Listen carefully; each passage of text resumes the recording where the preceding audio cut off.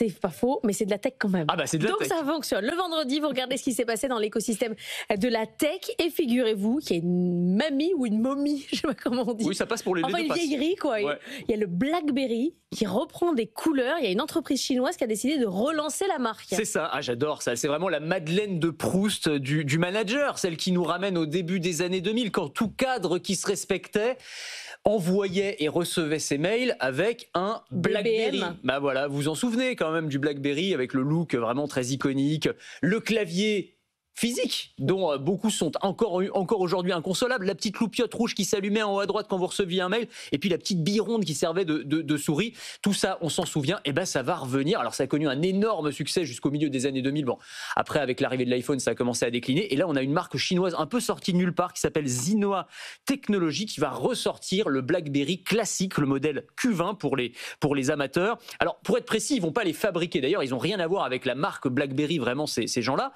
simplement ils ont récupéré des stocks, voilà, ils ont racheté des palettes de BlackBerry. Ah, c'est pas des nouveaux, c'est pas vraiment des des nouveaux, vieux. c'est des anciens, mais sauf qu'ils les ont modernisés. Ils ont fait du tuning de téléphone, si vous voulez. C'est-à-dire qu'ils ont récupéré les téléphones, ils les ont désossés, ils ont mis des composants modernes à l'intérieur pour qu'on puisse avoir une expérience un peu digne de 2025. Donc ils ont changé le processeur, ils ont mis un appareil photo 50 mégapixels pour qu'on puisse prendre des vraies photos, ils ont ajouté une surcouche Android pour qu'on puisse avoir accès à une boutique d'applications, mais ils ont gardé évidemment la coque, le boîtier, le look iconique de l'époque et les fonctionnalités. C'est comme les immeubles que vous désossez, vous refaites tout c'est exactement à pareil. l'intérieur, vous regardez juste la façade. C'est exactement la même chose. Bon, sachant que ça fait quand même un peu cher la façade puisqu'il sera commercialisé $400 pour un téléphone qui, franchement, sera quand même plutôt milieu de gamme, plutôt entrée de gamme pour du téléphone moderne, quoi. Mais ça va marcher, les gens ont envie d'avoir un clavier ou pas? Bah, écoutez, ça va pas concurrencer les iPhones ou les derniers Samsung et je pense pas que ce soit le but. Je pense qu'il y a une niche par contre, d'un point de vue commercial à prendre.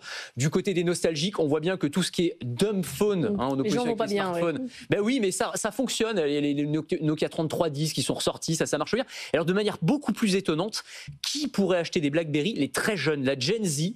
Ils sont, alors en ce moment, il y a sur TikTok, vous avez des hashtags retour du BlackBerry, des trends TikTok plutôt, faites revenir le BlackBerry. Pourquoi? Parce que on a des influenceurs qui se mettent en scène et qui achètent des BlackBerry anciens, parce que pour eux, c'est un synonyme de sevrage technologique. C'est-à-dire que ce qui était pour nous le summum de la connectivité au début des années 2000, pour eux, en fait, c'est un appareil qui est un peu à l'ancienne, où on va passer moins de temps sur Instagram et sur TikTok parce qu'on est sur un petit écran de 3,5 pouces avec une résolution qui n'est pas forcément extraordinaire. Donc, téléphoner, quoi. C'est ça, c'est un téléphone qui sert à dire téléphoner. maman, je suis rentrée de l'école. Oui, puis il y a un côté, je pense aussi un côté un peu statutaire, c'est un marqueur différenciant, on a un téléphone qui est un petit peu différent des autres, mais bon, ils se mettent en avant avec ces téléphones-là. Bon, je pense qu'au bout de 15 jours, il y a un effet de mode et ils reviendront à leur iPhone 16 forcément, mais en tout cas, chez les jeunes, il y a vraiment cette tendance retour du BlackBerry. Mais BlackBerry en soi, ça existe toujours ou pas? Alors, la marque existe toujours. En fait, c'est un peu le zombie de la tech, BlackBerry. C'est une entreprise qui est morte et ressuscitée un certain nombre de fois. Ils ont connu leur heure de gloire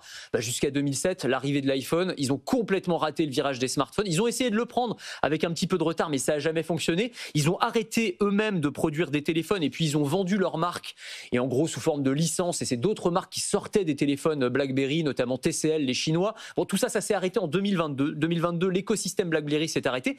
L'entreprise existe toujours. Aujourd'hui, c'est une entreprise, c'est un éditeur de logiciels de sécurité, BlackBerry. Donc voilà, ça existe toujours. Ouais, absolument. Et alors, ce qui est intéressant, c'est aussi de voir les destins croisés et la vitesse à laquelle les marques technologiques croissent et déclinent. BlackBerry en 2008, ça valait 80 milliards de dollars. C'était l'équivalent d'Apple à l'époque. Ils étaient à égalité.